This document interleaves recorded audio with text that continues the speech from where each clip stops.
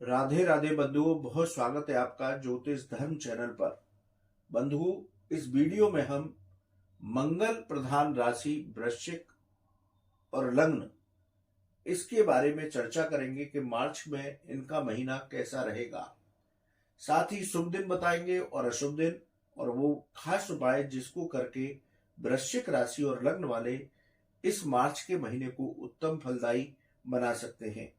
बंधुओं, यदि आपने अब तक हमारा चैनल सब्सक्राइब नहीं किया तो आपसे करबद्ध निवेदन है, प्लीज चैनल को सब्सक्राइब करिए, जिससे कि आपको ज्योतिष और धर्म की सही जानकारी प्राप्त हो सके।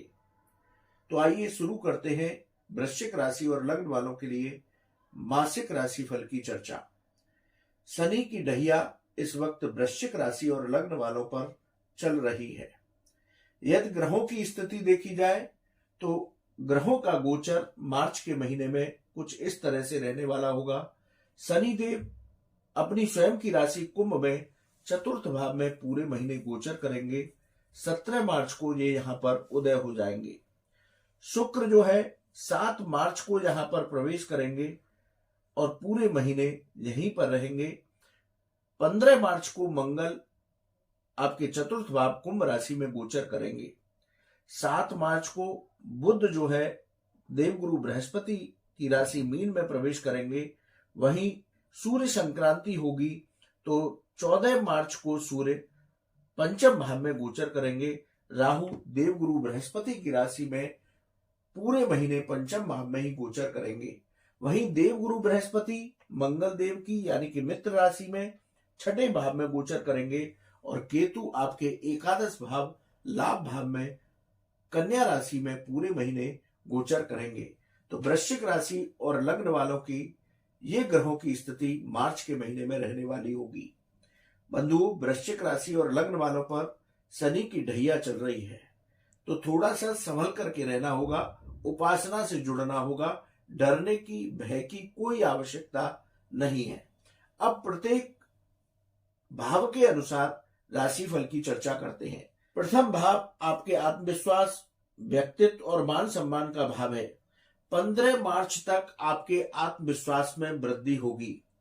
15 मार्च तक कोई नौकरी में परिवर्तन करना चाहते हैं तो वो आपके लिए उत्तम रहेगा।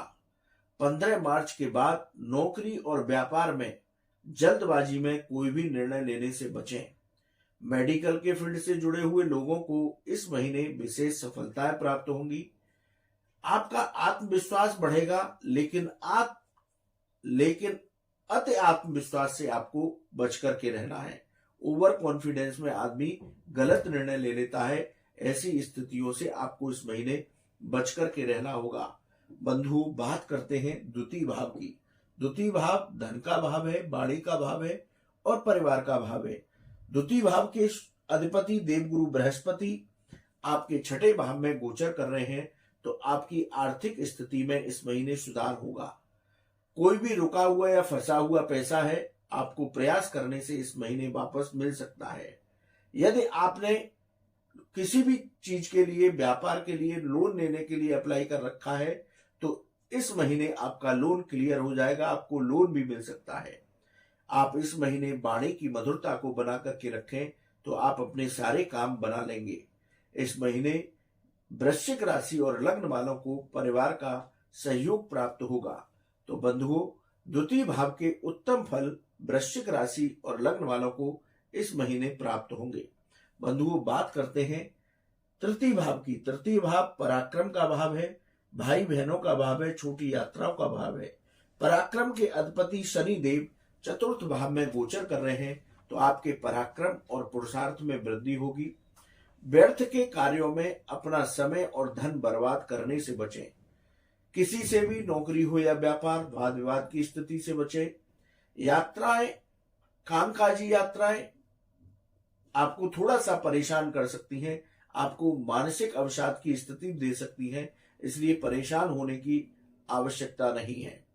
भाई बहन और मित्रों से मतभेद हो सकते हैं, इसलिए इनसे भी आपको वाद विवाद की स्थिति से बचकर रहना होगा।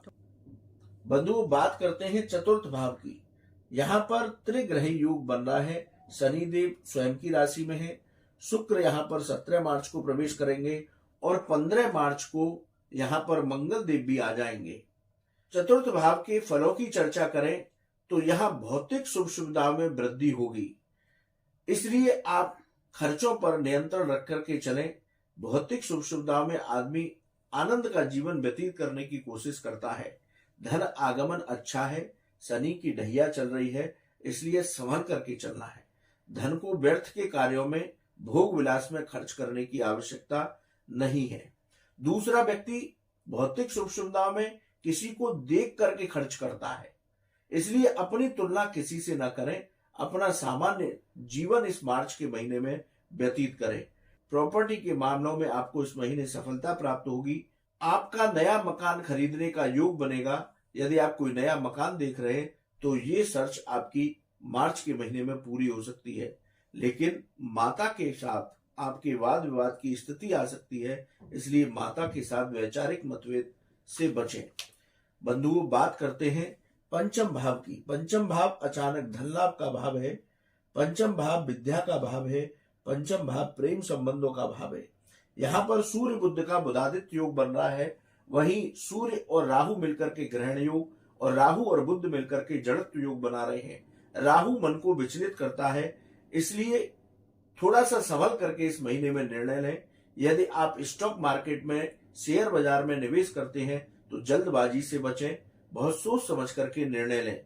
विद्यार्थी मन वर्ग को इस महीने आलस्य की स्थितियां आ सकती हैं। पढ़ाई से मन उचट सकता है, लेकिन उनको अपना मन पढ़ाई पर ही केंद्रित करना है। प्रेम संबंधों में भी इस महीने कड़वाहट आ सकती है। नौकरी में परिवर्तन करना चाहते हैं तो बहुत सोच समझ करके परिवर्तन करें। बंधुओं, बात करते हैं छठे भाव की। छठा भाव रोग ऋण शत्रुओं का भाव है। यहाँ देवगुरु बृहस्पति मंगल देव की राशि मेष में पूरे महीने संचरण करेंगे। आपको पेट संबंधी विकार हो सकते हैं, इसलिए आप खान पान पर नियंत्रण रख करके इस महीने चलें। धन आगमन की स्थितियां उत्तम है। व्यर्थ के खर्चों से बचेंगे तो जो कोई पुराना ऋण ले रखा है तो उसको उतारने का प्रयास करें। धन को इतना खर्च न करें कि कर्ज लेने की स्थिति फिर से बन जाए। शत्रुओं से परेशान होने की इस महीने आवश्यकता नहीं है। शत्रुओं पर आपको विजय प्राप्त होगी। बंधुओं, बात करते हैं सप्तम भाव की। सप्तम भाव गृहस्थ जीवन का, व्यापार और व्यापारिक साझेदारियों का भाव है। सप्तम भाव के अधिपति शुक्रदेव चतुर्थ भाव में संचरण कर रहे हैं, तो व्यापार में आपको उन्नति के अवसर प्राप्त होंगे, लेकिन जीवन साथी के साथ आपके मतभेद हो सकते हैं। जीवन साथी के साथ छोटी छोटी बातों पर वाद विवाद की स्थिति से बचें। व्यापार में नई साझेदारी करने से इस महीने आप बच करके रहें, क्योंकि ये आपको नई साझेदारी परेशान कर सकती है। बंधुओं, बात करते हैं अष्टम भाव की। अष्टम भाव आकस्मिक घटनाओं का भाव है। रिसर्च और विदेश संबंधी मामलों का भाव है। अष्टम भाव के अधिपति बुध पंचम भाव में गोचर कर रहे हैं, तो रिसर्च संबंधी मामलों में इस महीने रुकावट आ सकती है। विदेश संबंधी मामलों में भी रुकावटें आ सकती हैं, इसलिए धैर्य बना करके रखें। धीरे धीरे आपकी रुकावटें दूर होंगी। जो लोग मेटल संबंधी कार्य करते हैं उनको विशेष लाभ इस महीने प्राप्त होगा। धैर्य पूर्वक अपने कार्यों में लगे रहें, घबराने की आवश्यकता नहीं। सभी परेशानियों का समाधान भी मार्च के महीने में ही निकल आएगा। बंधुओं, बात करते हैं नवम भाव की। नवम भाव धर्म का भाव है, भाग्य का भाव है, उच्च शिक्षा का भाव है।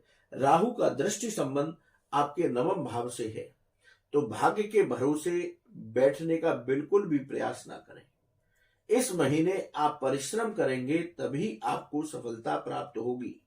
इसलिए नौकरी हो या व्यापार, परिश्रम से बिल्कुल न डरें।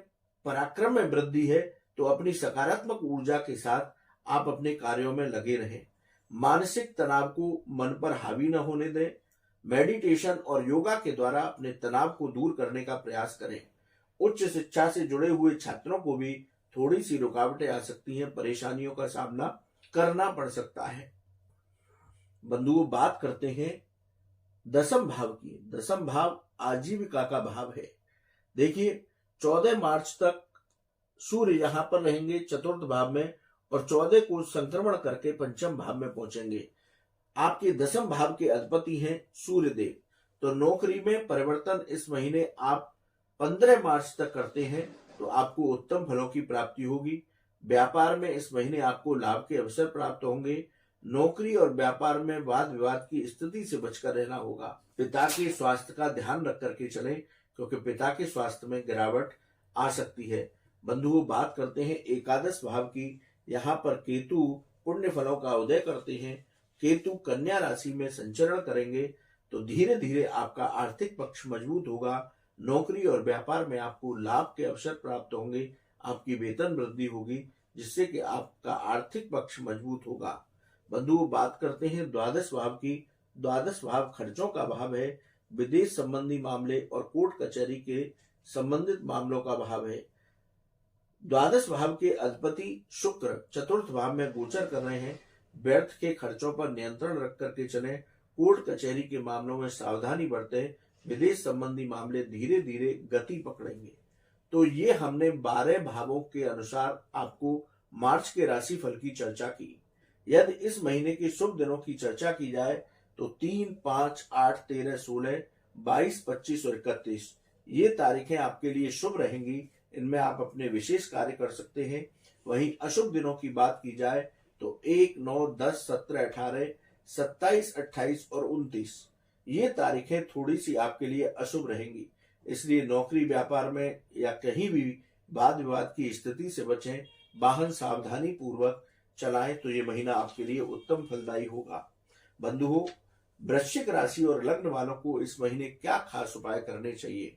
हनुमान जी की उपासना करें। चालीसा के अधिक से अधिक पाठ करें। मंदिर में लाल ध्वजा दान करें।